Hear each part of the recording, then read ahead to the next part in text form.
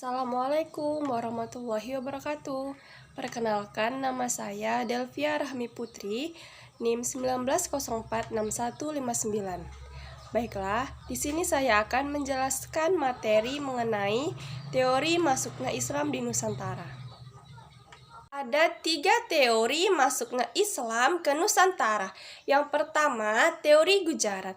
Teori Gujarat menjelaskan bahwa Islam masuk ke Nusantara pada abad ke-13 Masehi yang dibawa oleh pedagang Gujarat India. Teori ini dikemukakan oleh Snodgrass Grunge.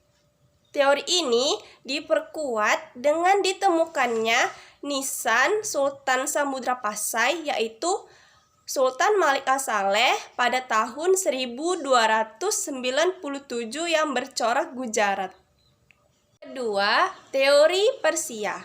Teori Persia dikemukakan oleh Umar Amir Hussein dan Hussein Jaja Diningrat. Mereka berpendapat bahwa Islam masuk ke Nusantara melalui para pedagang Persia, bukan dari Gujarat.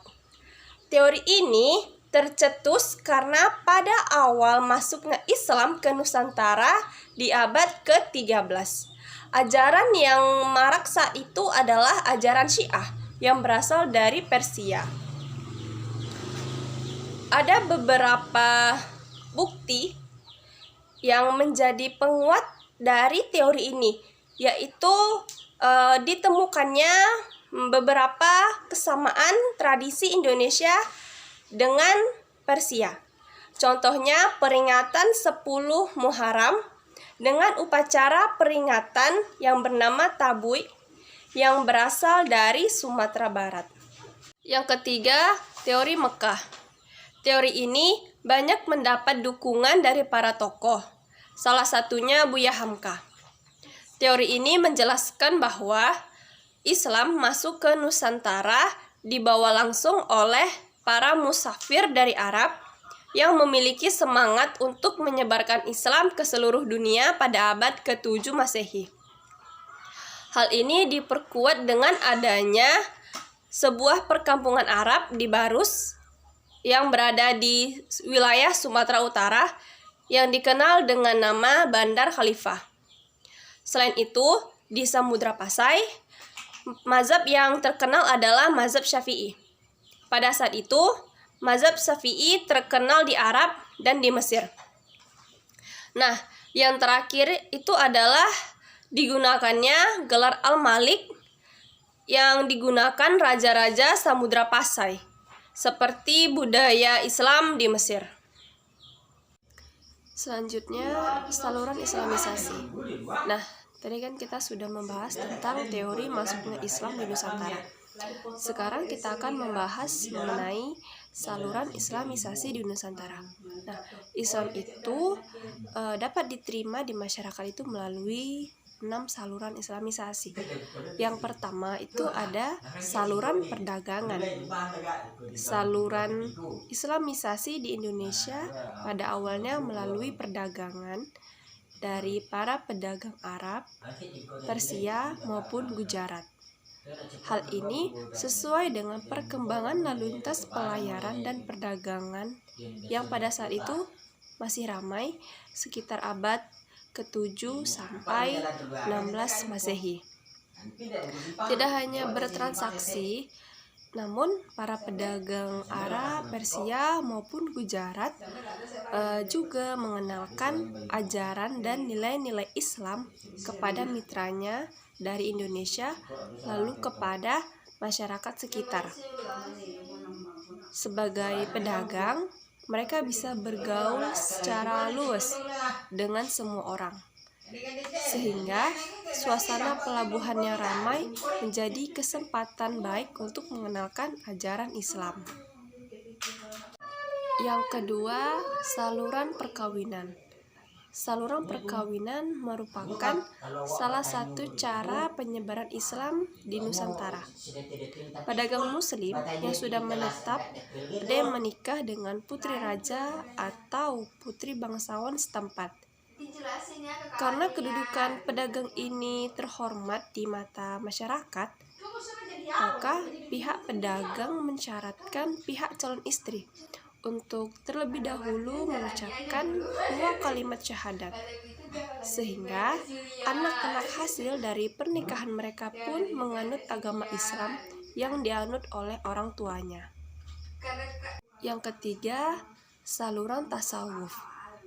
Tasawuf merupakan ajaran ketuhanan yang telah bercampur dengan mistik atau hal-hal yang magis.